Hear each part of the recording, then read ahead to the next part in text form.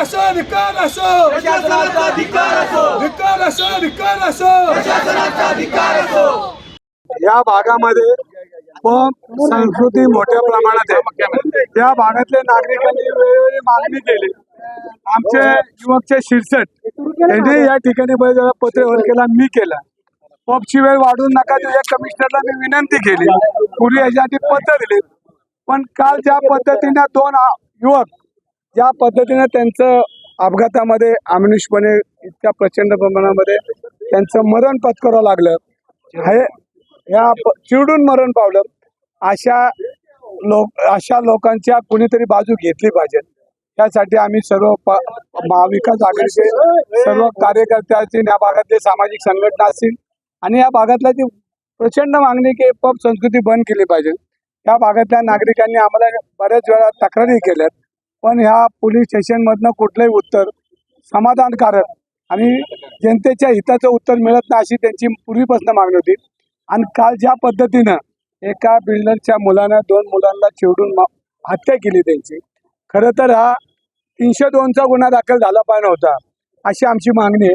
याच्यामध्ये ज्या मुलाला जामीन झाला त्या मुलाला ज्या पद्धतीने ह्या तपास अधिकाऱ्यांनी हाताळलं, खरं तर 151 हा पहिला दारूचा त्याच्यावर गुन्हा दाखल झाला पाहिजे होता।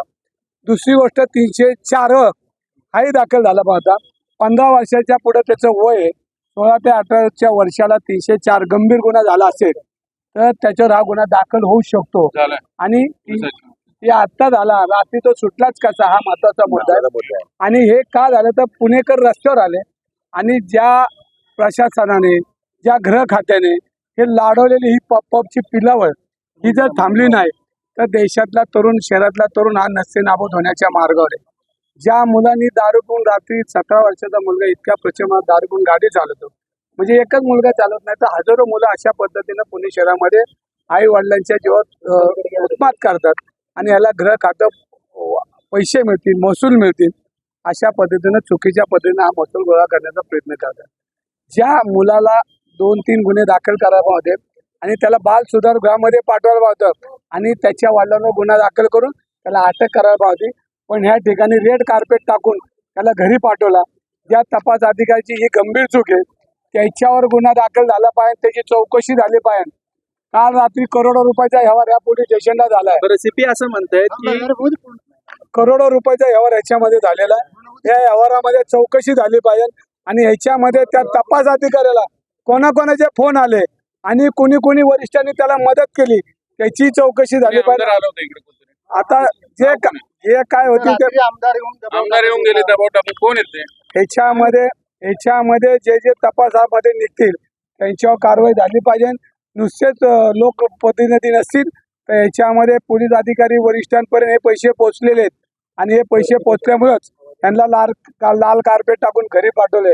हा गंभीर गुन्हा आहे आणि म्हणूनच आम्ही त्यांना आता नोटा द्यायची वेळ आणली आणि त्या ठिकाणी आम्ही पोहोचलो। कुठला आमदार आला होता काय अशी चर्चा झाली? याच्यामध्ये पोलीस खात्याची गंभीर चूक आहे। जो लोकप्रतिनिधी ते पोलीस तपास करतील, आम्ही माहिती घेतोय, माहिती आम्हाला मिळेलच, पण याच्यामध्ये पोलिसांची गंभीर चूक आहे। कोण लोकप्रतिनिधी आला आणि का आला तर तो काय पेनाने लिहित नाही, हे पैशाने लिहिलं जातं आणि बिल्डरचे पैसे प्रचंड प्रमाणात काल आले। याच्यामध्ये वरिष्ठांचे सगळ्यांची चौकशी झाली पाहिजे अशी मागणी। पब संस्कृती थांबली पाहिजे। आज वडगाव शहरीतला नागरिक त्रस्त झालेला आहे। आजूबाजूला बिल्डर आहे तो एका आमदाराचा पार्टनर आहे, बिझनेस पार्टनर आहे, त्याच्या मुलाला वाचवण्यासाठी एक आमदार इतर रात्री ठिय्या मांडून बसला होता, त्याविषयी आपण काय बोलणार की? ह्याच्यामध्ये मला पूर्ण माहिती नाही, पण मी माहिती घेणार आहे आणि जर असेल तर ते मला त्याची माहिती मी सांगतो। पण ह्याच्यामध्ये पोलीस अधिकारी प्रचंड प्रमाणात चुकीचे वागतात, मोठे पैसे खाल्लेले आहेत आणि ह्याच्यामध्ये करोडोचा व्यवहार झाला आहे। पोलीस अधिकाऱ्यांनी करोड रुपये घेतले, तपास अधिकाऱ्यावर गुन्हा दाखल झाला पण अशी आमची मागणी पार्टी सुद्धा झाली, आरोपी जो होता त्याला पिझ्झा पुरवण्यात आला।